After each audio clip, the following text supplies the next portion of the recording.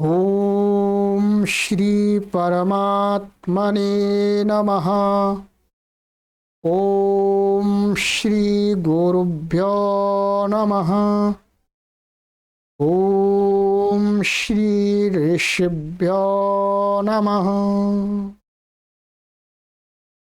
ओम असतो मा सद्गमय तमसो मा ज्योतिर्गमय मृत्योर्मामृतंगमय। ओम शांति शांति शांति। सभी को सादर नमस्ते। देववाणी संस्कृतम यूट्यूब चैनल में आप सभी का हार्दिक अभिनंदन है। मित्रों, विशुद्ध रामायण कथा की लाइव कक्षा संख्या 12 को आज हम पढ़ेंगे, 12th को पढ़ेंगे। 11 कक्षाएं हमने अभी तक पढ़ ली हैं और बाल कांड के 8 सर्गों को पढ़ लिया है। प्लेलिस्ट में कॉलम बना दिया गया है आप सभी के लिए, विशुद्ध रामायण कथा नाम का। उस पर क्लिक करके आप सभी कक्षाओं को क्रमानुसार अपने समय की अनुकूलता से कभी भी वीडियोज को देख सकते। और आपको लगता है यह एक अच्छा कार्य है तो आप अपने परिजन मित्रों तक इन वीडियोज को शेयर करके पहुंचाएं। चलिएगा मित्रों, हमने गत कक्षा में आपको 8वां सर्ग कंप्लीट करा दिया था। ये हमारा 8वां सर्ग पूर्ण हो गया था बालकांड का, और इसमें अंत में हमने यही पढ़ा था कि ततस्तु ताः प्राश्य तमुत्तम स्त्रियो महीपतेरुत्तम पायसम पृथक हुताशनादित्य समान तेजसो चिरेण गर्भान प्रतिपेदिरे तदा। जब उन तीनों रानियों ने जो यज्ञ में तैयार किया गया जो पायस था, खीर था, उसको राजा ने जिस जिसको इतना दिया था वो खा लिया, और उसके बाद में फिर कुछ समय बाद उन्होंने अपने गर्भाधान के माध्यम से और तीनों रानियों ने एक बहुत अच्छा गर्भ पेट में धारण किया। पुष्ट कहते हैं। अच्छा, यहाँ तक बात हो गई थी। एक हमारे पाठक महानुभाव जो पढ़ रहे हैं उन्होंने एक शंका भेजी है, उस पर थोड़ा सा चर्चा कर लेते हैं, फिर 9वां सर्ग पढ़ेंगे। हमारे पाठक महानुभाव ने लिख करके भेजा है, ठीक है, ये आप सभी के सामने शंका है, उनकी शंका अच्छी है। पाठक महानुभाव ने भेजा है कि विशुद्ध रामायण का 10वां एपिसोड में बताया गया कि दशरथ राजा ने ऋष्यशृंग द्वारा पुत्र कामेष्टि यज्ञ करवाया। हमें बताया गया है कि शांता, ये शांता है, कोई बात नहीं, शांता दशरथ की पुत्री थी। अपने मित्र राजा रोमपाद जो निस्संतान थे उनको गोद दिया। रोमपाद ने अपनी दत्तक पुत्री का विवाह ऋष्यशृंग से करवाया। इनको ऐसा इन्होंने सुना है, अथवा लोक में प्रसिद्ध है, जो भी है। परंतु ये जो बात है इनकी कि राजा दशरथ और जो शांता, जो ऋष्यशृंग की पत्नी है शांता, और रोमपाद की बेटी है, पुत्री है, यही हमने आपको 10वीं कक्षा में पढ़ाया, 10वें एपिसोड में। तो इनका कहना है कि इन्होंने ऐसा सुना है या कहीं से चला हुआ है। वाल्मीकि रामायण में, विशुद्ध वाल्मीकि रामायण में तो ये ऐसा नहीं है, परंतु इन्होंने सुना है तो कहीं से सुना ही होगा, है, कहीं पर प्रचलन में होगा। ये कहते हैं कि जो ऋष्यशृंग की जो पत्नी थी शांता, वो वस्तुतः राजा दशरथ की बेटी थी, पुत्री थी। और राजा दशरथ ने अपने मित्र जो रोमपाद नाम के हैं, रोमपाद, उनके भी कोई संतान नहीं थी, तो उन्होंने राजा दशरथ ने अपनी पुत्री को अपने मित्र रोमपाद को दिया, और रोमपाद ने फिर कहते हैं कि ऋष्यशृंग के साथ में उसका विवाह कर दिया है, जो दत्तक पुत्री के रूप में। दत्तक पुत्री है, राजा दशरथ की मान रहे हैं, ठीक है। परंतु ऐसा विषय कहीं पर आया नहीं है कि राजा दशरथ की कोई पुत्री थी और पुत्री को उन्होंने रोमपाद को दिया। राजा दशरथ के केवल 4 पुत्रों का ही वर्णन आता है मुख्य रूप से क्या, हाँ, जहां पर भी सुनते हैं राम और भरत और लक्ष्मण और शत्रुघ्न, इन 4 पुत्रों का वर्णन आता है। और रामायण में भी कहीं, वाल्मीकि रामायण में भी ऐसा कहीं पर वर्णन नहीं है कि राजा दशरथ की कोई 5वीं संतान भी थी, ठीक है। और इससे तो यही ज्ञात होता है कि ऐसा कहीं से विचार फैला हुआ है लोक श्रुति में, वो गलत लगता है। और दूसरा ये भी गलत लगता है कि राजा दशरथ की पुत्री ऋष्यशृंग से विवाहित हुई है, तो ऋष्यशृंग का मतलब हुआ, ऋष्यशृंग जब यज्ञ कराने जा रहे हैं उनका पुत्रेष्टि यज्ञ राजा दशरथ का, और ऐसा मानेंगे तो राजा दशरथ का पुत्रेष्टि यज्ञ नहीं कहेंगे, मुख्य रूप से भाई वो एक तरह से तो उनकी बेटी माना जा रहा है, वो अपने ससुर का पुत्रेष्टि यज्ञ करने जा रहे हैं, ठीक है।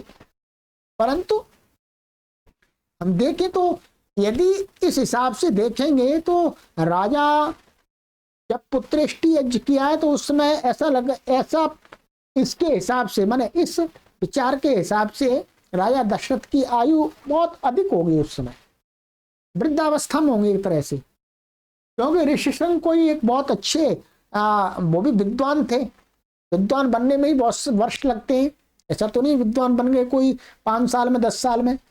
पूरा विद्वान बनने में व्यक्ति को 30 से 35 40 साल तक पढ़ते हैं, माने बचपन से 40 साल तक विद्वान बन पाते हैं। 40 साल की आयु हम उस समय मानेंगे ऋष्यशृंग की, तो उनकी पत्नी भी कम से कम 30 वर्ष की या 25 वर्ष की होंगी।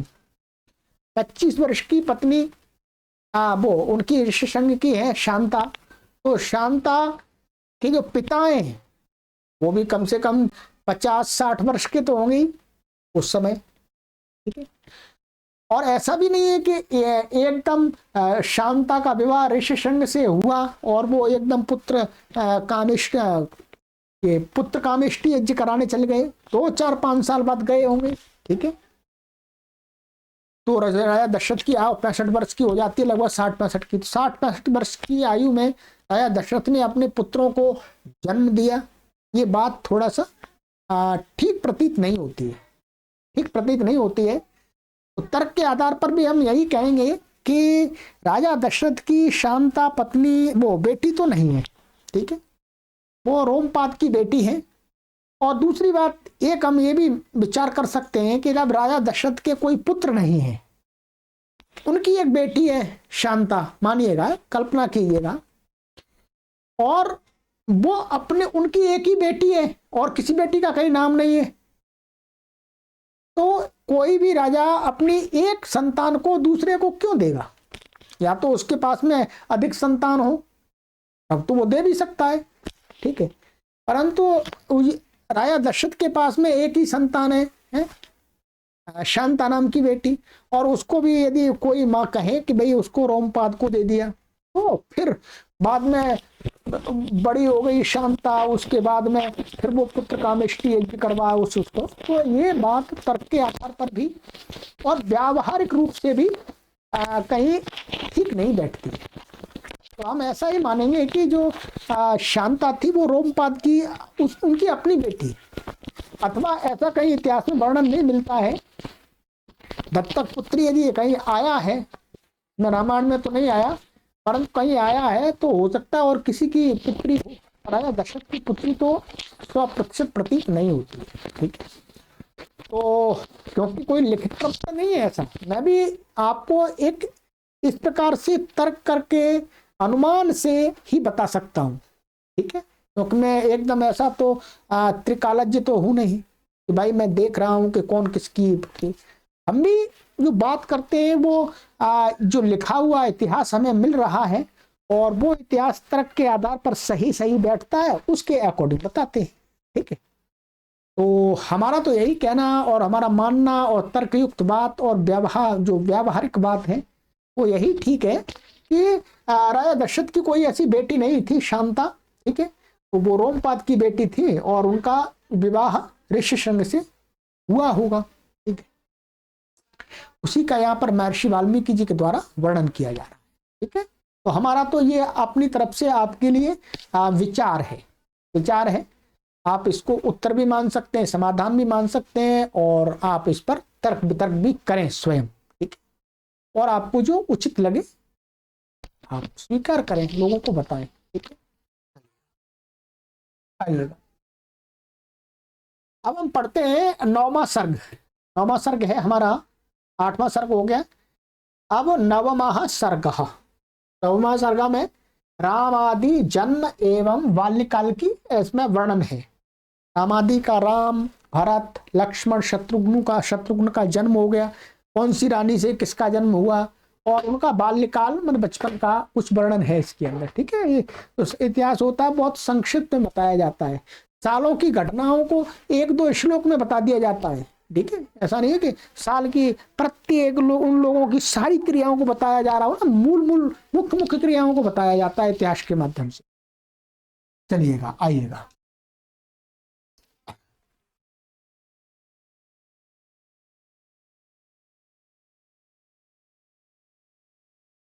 राम आदि जन्म एवं बाल्यकाल। निर्वृत्ते तु क्रतौ तस्मिन् राज्या वै पृथिवीश्वराः यथार्हं पूजितास्तेन मुदिताः प्रययुर्देशान्। कहते यज्ञ के समाप्त होने पर बाहर से आए राजा लोग दशरथ जी द्वारा सत्कृत हो अपने देशों को लौट गए। तो उन्होंने जो यज्ञ किया था पुत्र कामेष्टि का, पुत्रेष्टि यज्ञ, तो उसमें दूर दूर देशों के राजाओं को बुलाया था और फिर बाद में जब यज्ञ संपन्न हो गया, सब कुछ हो गई क्रियाएं, उसके बाद ससम्मान दक्षिणा के साथ में और स्वागत के साथ में अर्थात उनको विदाई दी राजा दशरथ ने, ठीक है। और कहते हैं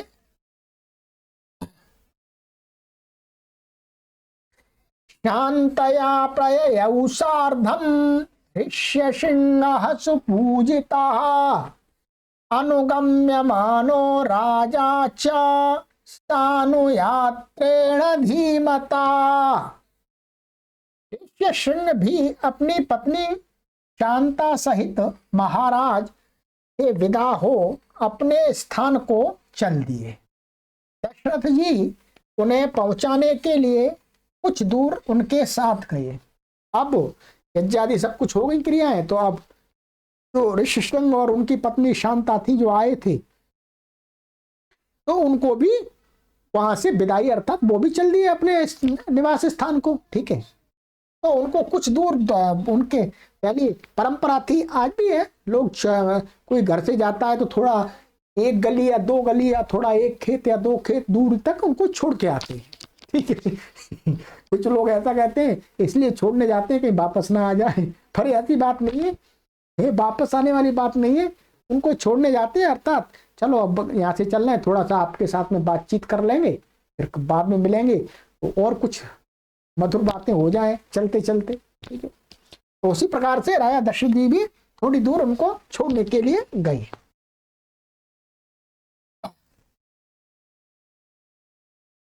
एवं विसृज्यतान् सर्वान् प्रविवेश पुरीं श्रीमान् उवास सुखितस्तत्र पुत्रो उवास सुखितस्तत्र पुत्रोत्पत्तिं विचिन्तयन्। इस प्रकार यज्ञ में आए सब महान भावों को विदा कर दशरथ जी ने नगर में प्रवेश किया और संतानोत्पत्ति की प्रतीक्षा करते हुए सुखपूर्वक वहां रहने लगे। अर्थात गर्भ तो ठहर गया है और सभी लोगों को उन्होंने विदा कर दिया। अब उनको प्रतीक्षा, अर्थात मेरे पुत्रों का जन्म कब होगा, इसकी प्रतीक्षा करते हुए अपने राज्य को चला रहे हैं, सुखपूर्वक यापन कर रहे हैं। और कहते हैं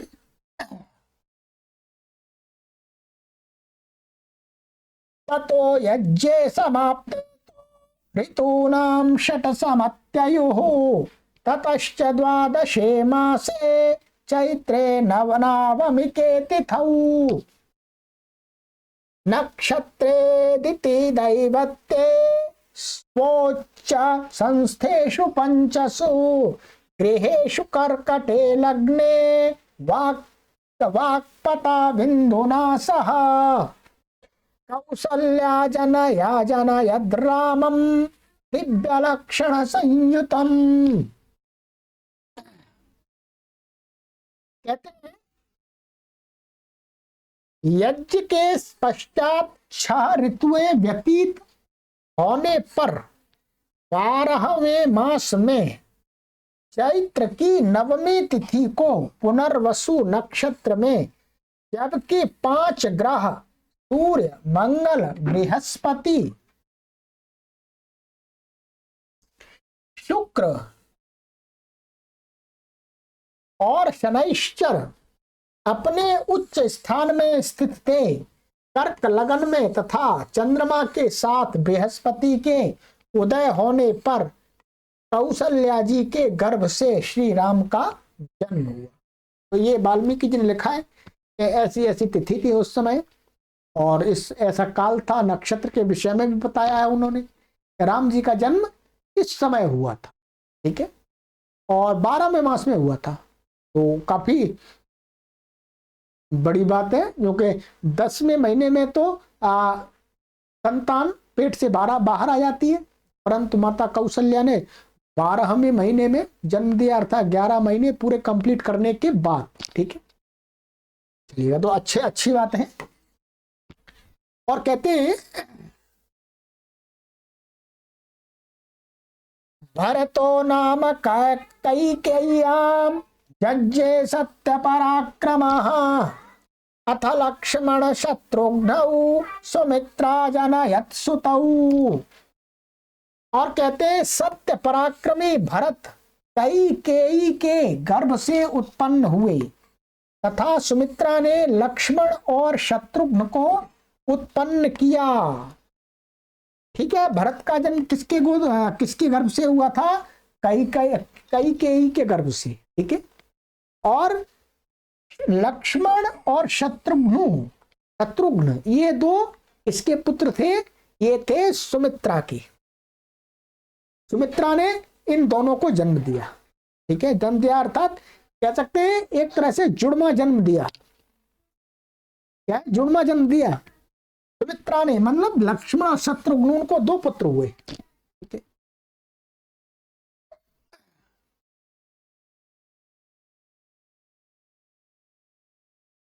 पुष्ये जातस्तु भरतो मीन लग्ने प्रसन्नधीः तार्पे जातौ च सौमित्री कुलीरे भ्युदिते रवौ। कहते हैं भरत जी का जन्म पुष्य नक्षत्र और मीन लग्न में हुआ।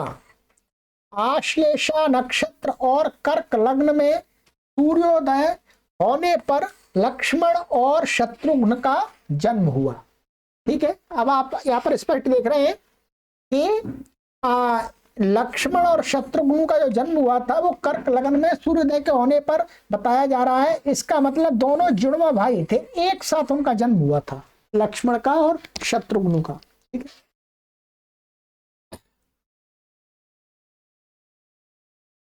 और कहते हैं और भरत का पुष्य नक्षत्र और मीन लग्न में हुआ था।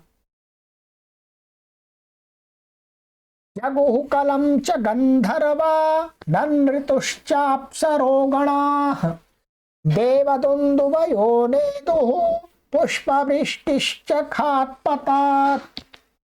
और कहते हैं इनके जन्मावसर पर सामगान कर्ताओं ने, माने जो सामगान करते हैं, सामवेद का जो पाठ करते हैं, उन लोगों ने मधुर गान किया। अप्सराएं नाचने लगे। अप्सराएं माने आजकल भी नाच खुशी मनाते हैं तो लोग नाचते हैं। तो अप्सराएं अर्थात उस समय जो सुंदरियां थी, जिनका ये कार्य था, कहीं उत्सव महोत्सव आदि में उनका नृत्य होता था, तो वो अप्सराएं, कोई आकाश से अप्सराएं उतर के नहीं आई। तो आप सोचें कि अप्सराएं आकाश में रहती है, इंद्रलोक में रहती है, ऐसा कहीं नहीं है। यही सुंदर स्त्रियां जो इस प्रकार के कार्यक्रम पर नृत्य करने जाती हैं, तो उन्होंने नृत्य किया, खुशी मनाई उन्होंने, राजा ने बुलाया होगा उनको, ठीक है। उत्तम जाति के नगाड़े बजाए जाने लगे, और नगाड़े भी अच्छे अच्छे बजे, तथा ऊपर से फूल बरसाए गए, और ऊपर से माने खुशी हुई। तो हो सकता है उस समय उनके राजा दशरथ के अपने कुछ हेलीकॉप्टर आदि हो, छोटे से माने छोटे छोटे वायुयान, उनके द्वारा पुष्प वर्षा की गई हो अयोध्या नगरी के ऊपर।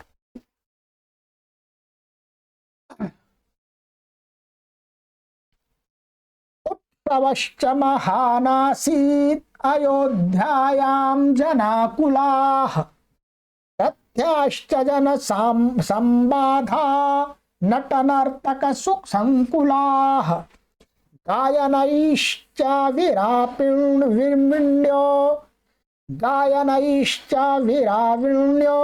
वादकैश्च तथा परैः। ठीक है, क्या है? अयोध्यायाम, ऐसा है, डंडा छूट रहा है, ठीक है। और कहते हैं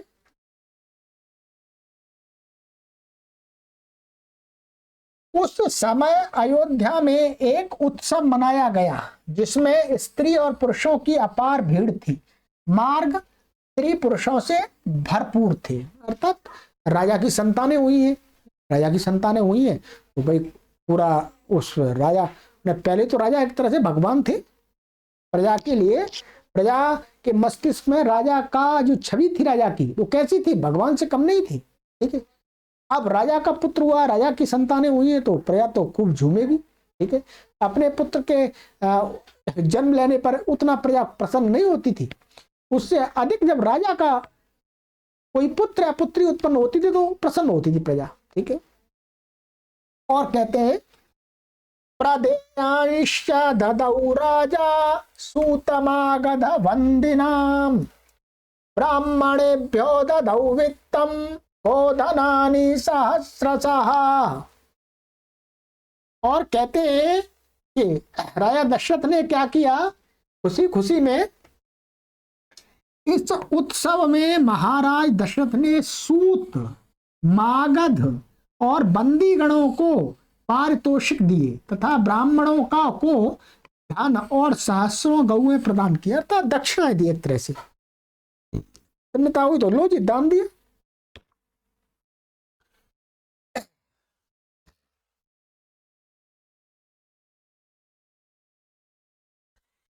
अतीत्यैकादशाहं तो नाम कर्म तथा करोत्, ज्येष्ठं रामं महात्मानं भरतम कैकेयी सुतम।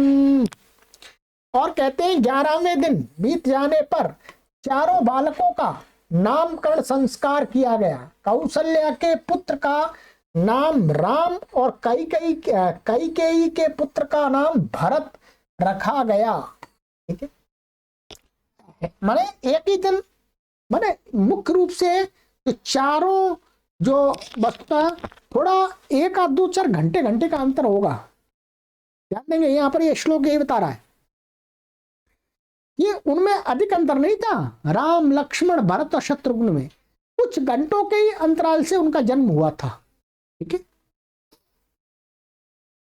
और कहते हैं कि उनका 11 दिन बीत जाने पर चारों बालकों का, देखिए ये यहाँ पर लिखा हुआ है, लिखा हुआ है अतीत एकादशाहम, माने अतीत माने बीत जाने पर, एकादशाहम माने 11 दिन, 11 दिन बीत जाने पर नाम कर्म तथा करोत, माने फिर नामकरण किया गया, ठीक है। पहला जो बड़े थे, अर्थात ऐसा नहीं कि कुछ साल भर बड़े थे, 2 साल बड़े थे, माने उनका समय माने उनका सबसे पहले हुआ, फिर उसके बाद उसका उसका उसका, ऐसे तो पूरे दिन, एक दिन के अंत में ही चारों का जन्म हुआ है, ऐसा श्लोक से प्रतीत होता है। ठीक है, तो बड़े का नाम राम रखा गया और जो कई का जो सुत था उसका नाम भरत रखा गया। ठीक है, और कहते हैं ये नामकरण संस्कार किसने किया, आगे आ रहा है। सौमित्रिम लक्ष्मणमिति शत्रुघ्नम परम तथा वसिष्ठ परमो प्रीतो नामानि कुरुते तदा। और कहते हैं सुमित्रा के पुत्रों का नाम लक्ष्मण और शत्रुघ्न रखा गया। माने सुमित्रा के जुड़वा हुए थे, तो जुड़वा में भी क्या है, अंतर तो होता ही है, पहला पुत्र का जन्म, फिर दूसरा, माने जुड़वा में भी छोटे बड़े होते हैं। ठीक, तो पहला उनका जो जुड़वा में जो पहला था वो लक्ष्मण था, उसका नाम लक्ष्मण रखा गया, फिर दूसरे का नाम शत्रुघ्न रखा गया। यह नामकरण संस्कार महर्षि वशिष्ठ जी द्वारा संपन्न कराया गया। ठीक है, कोई सामान्य व्यक्ति के द्वारा नहीं कराया है, महर्षि वशिष्ठ थे, उन्होंने ये नामकरण संस्कार राजा के पुत्रों का किया था। और कहते हैं ब्राह्मणान भोजयामास पौरजान पदानपि अददत् ब्राह्मणानां च रत्नौघममितं बहु। कहते हैं इस दिन महाराज ने ब्राह्मणों और पुरवासियों को भोजन कराया और ब्राह्मणों को बहुमूल्य रत्न प्रदान किए। ये परंपरा रही है, ब्राह्मण अर्थात विद्वानों को कोई भी मंगल कार्य होता है तो उनका सम्मान किया जाता है और बहुमूल्य वस्तुओं को प्रदान करके। ठीक है, यही उनका सम्मान है, सम्मान एक यही तरीका है, ठीक है, उनका करने का। और जो नगरवासी थे उनको भी उन्होंने भोजन खिलाया और उनको भी दान दक्षिणा दी होगी। और कहते हैं तेषां जन्म क्रियादीनि सर्वकर्माण्य कारयात्। इन सब बालकों के निष्क्रमण, अन्नप्राशन आदि संस्कार भी महाराज ने यथा समय कराया। दशरथ ने अपने चारों पुत्रों के, माने पहले तो नामकरण संस्कार हो गया, पहले गर्भाधान संस्कार हो गया था, फिर पुंसवन संस्कार हो गया, ठीक है, सीमंतोनयन हो गया, फिर जिसको बोलते हैं जो जन्म होता है उसका बच्चे का, फिर उसका नामकरण संस्कार होता है। ठीक है, और फिर नामकरण के बाद में फिर उसका और भी संस्कार होते हैं, निष्क्रमण होता है, अन्नप्राशन होता है, कर्ण वेद होता है, वेदारंभ आदि सभी संस्कार यथा समय, जब जब आगे आगे समय जैसा जैसा आया वैसे वैसे कराइए। ठीक है, सर्वे वेद विदः शूरा सर्वे लोक हिते रताः सर्वे ज्ञानोपसंपन्ना सर्वे समुदिता गुणैः। थोड़ा सा ये गला व्यथा हो रहा है, कोई बात नहीं, तो श्लोक की तुलना टून नहीं आ पा रही होगी, ध्यान रखेंगे। ठीक है, चलिएगा। कहते हैं चारों ही राजकुमार वेद के जानने वाले, शूरवीर, परोपकारी, जानी और सर्वगुण संपन्न थे। अर्थात धीरे धीरे बढ़ते रहे, उनको शिक्षा होती रही, तो वो वेदों के जाता थे, चारों बता रहे हैं। ठीक है, महर्षि वाल्मीकि जी अर्थात वेदों के जाता, वेद विदा, वेदों के जाता होने से मतलब है वो संस्कृत के भी महान पंडित थे, ये ध्यान रखेंगे। प्राचीन काल में राजा और राजा की संतानें भी व्याकरण, वेद आदि को पढ़ते थे। ठीक है, केवल ब्राह्मण का ही काम नहीं था, केवल ब्राह्मण ही पढ़े ऐसा नहीं था, सब लोग पढ़ते थे। ठीक है, तो कहते हैं चारों ही राजकुमार माने राम, भरत, लक्ष्मण और शत्रुघ्न चारों ही अच्छे वेद आदि विद्या में पारंगत थे, अर्थात संस्कृत के महान पंडित थे। उस समय संस्कृत ही भाषा थी, कोई हिंदी के महान पंडित नहीं थे, ध्यान करिए।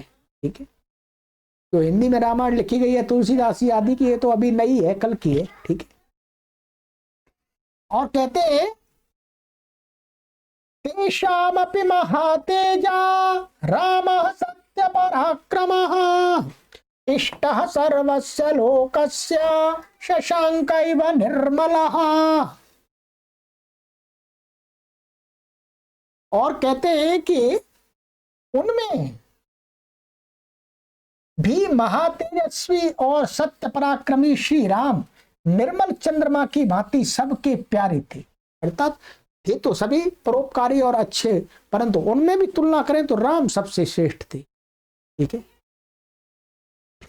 बाल्यात् प्रभृति सुस्निग्धो लक्ष्मणो लक्ष्मी वर्धनः रामस्य लोक रामस्य भ्रातुर्ज्येष्ठस्य नित्यशः। और कहते हैं शोभा को बढ़ाने वाले लक्ष्मण जी बाल्यकाल से ही लोक हितैषी श्री राम के अति प्रेमी थे। अब क्या है, जो लक्ष्मण थे वो प्राय करके हमने देखा है राम के साथ रहते हैं, मैंने जोड़ा बन गया उनका। ठीक है, राम जी ने लक्ष्मण जी को पकड़ लिया, लक्ष्मण जी उनके अनुकूल थे, अनुकूल तो आपस में उनमें चारों में भरपूर प्यार है, परंतु फिर भी राम आपने देखा होगा, हमने भी देखा है, राम के साथ में लक्ष्मण दिखते हैं और भरत के साथ में शत्रुघ्न दिखते हैं। तो वही बात कही जा रही है कि शोभा को बढ़ाने वाले लक्ष्मण जी बाल्यकाल से, बचपन से ही जो लोक हितैषी श्री राम थे उन्हीं के अति प्रिय थे। अर्थात वो उनके पीछे पीछे चलने वाले थे कि भाई साहब हम तो आपके पीछे चलेंगे। ठीक है, चलिए और कहते हैं सर्वप्रियकरस्तस्य रामस्यापि शरीरतः लक्ष्मणो लक्ष्मी संपन्नो वही प्राण इवापरः। और कहते हैं कांति संपन्न लक्ष्मण जी श्री राम को अपने शरीर से भी बढ़कर मानते थे। वे राम के बहिर्गत दूसरे प्राण ही थे। माने लक्ष्मण जी भी राम जी को बहुत प्यार करते थे, बहुत प्रेम करते थे। और देखिएगा, न चाते न विना निद्रा लभते पुरुषोत्तमः मृष्टमन्नमुपानीतम् अश्नाति नहीं तम विना। कहते हैं श्री राम को लक्ष्मण के बिना नींद भी नहीं आती थी और लक्ष्मण को दिए बिना वे कभी कोई मीठा पदार्थ भी नहीं खाते थे। अर्थात कहने का तात्पर्य वाल्मीकि जी ये कहना चाह रहे हैं उनमें माने अगाध प्यार था राम और लक्ष्मण में आपस में। ठीक है, और कहते हैं आगे,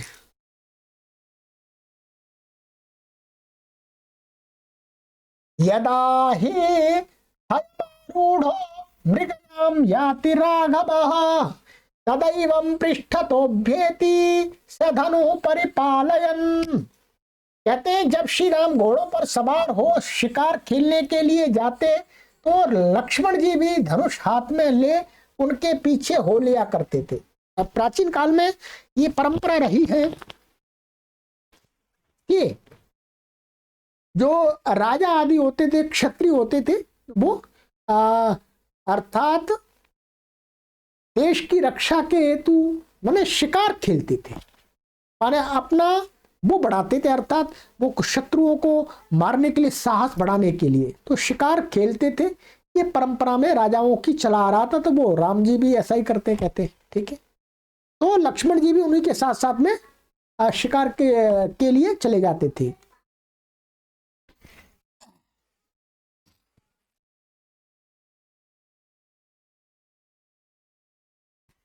भरतस्यापि शत्रुघ्नो लक्ष्मणावरजो हि सः प्राणैः प्रियतरो नित्यं तस्य चासीत् तथा प्रियः। और कहते हैं इसी प्रकार शत्रुघ्न भरत शत्रुघ्न को प्राणों से भी अधिक प्रिय था। और उधर शत्रुघ्न और भरत की जोड़ी थी, उनमें आपस में बहुत प्यार था। ठीक है,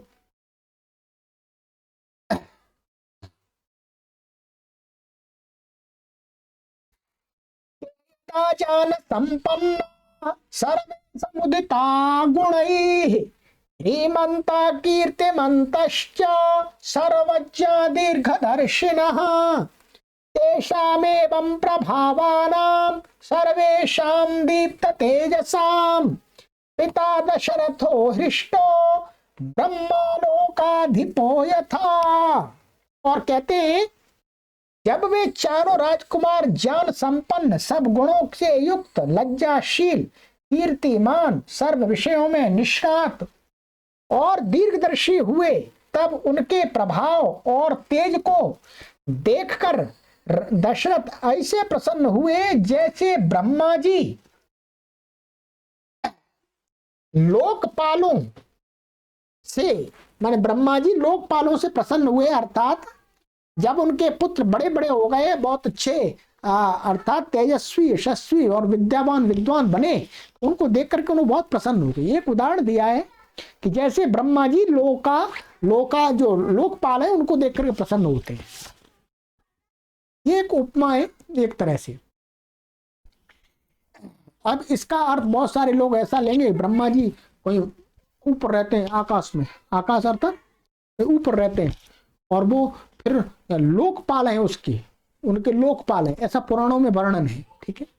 परंतु ऐसा कहीं नहीं है। ब्रह्मा जी, प्राचीन काल में ब्रह्मा नाम के बहुत सारे लोग हुए, राजा भी हुए, विद्वान भी हुए, दोनों प्रकार के लोग हुए हैं, ठीक है। ठीक, अब कोई प्राचीन काल में ब्रह्मा नाम का इस प्रकार का कोई राजा हुआ हो और वो चक्रवर्ती राजा हो, और उसके वो अपने जो छोटे छोटे राज्यों को चलाने वाले राजा थे, उनके अच्छी राज्य व्यवस्था को देख करके प्रसन्न होता हो, उसका उदाहरण दिया है तो ठीक है, ठीक है।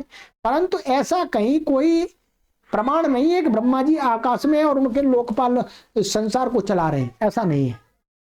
एक ब्रह्मा जी तो मैंने आपको बता दिए, और ब्रह्मा नाम के विद्वान लोग भी हुए हैं, ठीक।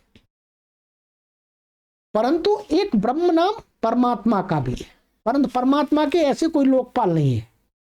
परमात्मा अपने आप में स्वयं समर्थ है सब कुछ करने में, जो उसको उसका काम है, वो हर काम उसका नहीं है, जो उसका काम है उस शक्ति का, वो शक्ति अपने कार्य को करने में पूर्णतः समर्थ है, उसे किसी भी लोकपाल की आवश्यकता नहीं है।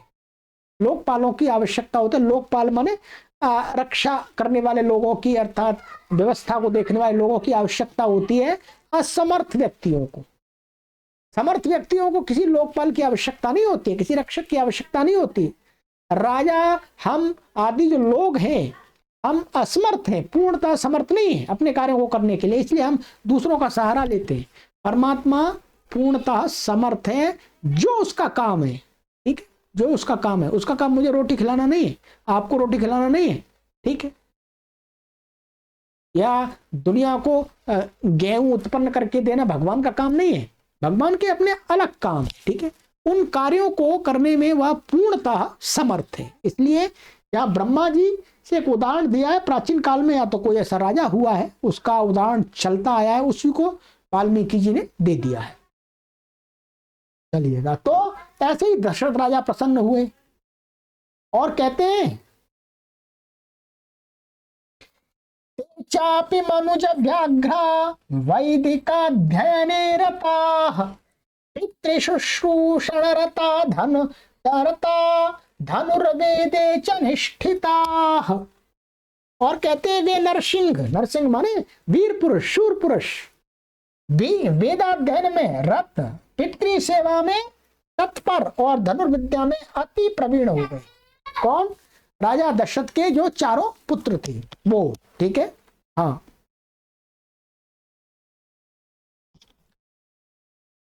तो मित्रों ये आपका 9वां सर्ग समाप्त हुआ, ठीक है। चलिए,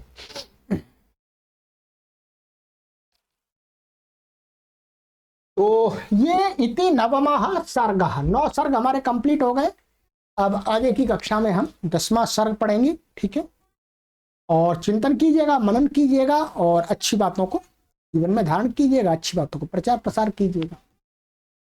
और जिन किसी को भी ये पुस्तक चाहिए विशुद्ध रामायण की, वो यहाँ वीडियो के डिस्क्रिप्शन में लिंक दिया है, उस पर क्लिक करके मंगा सकते हैं। आगे की कक्षा में मिलते हैं। लाइक कीजिएगा, शेयर कीजिएगा। सर्वेभ्यो नमः, सभी को सादर नमस्ते।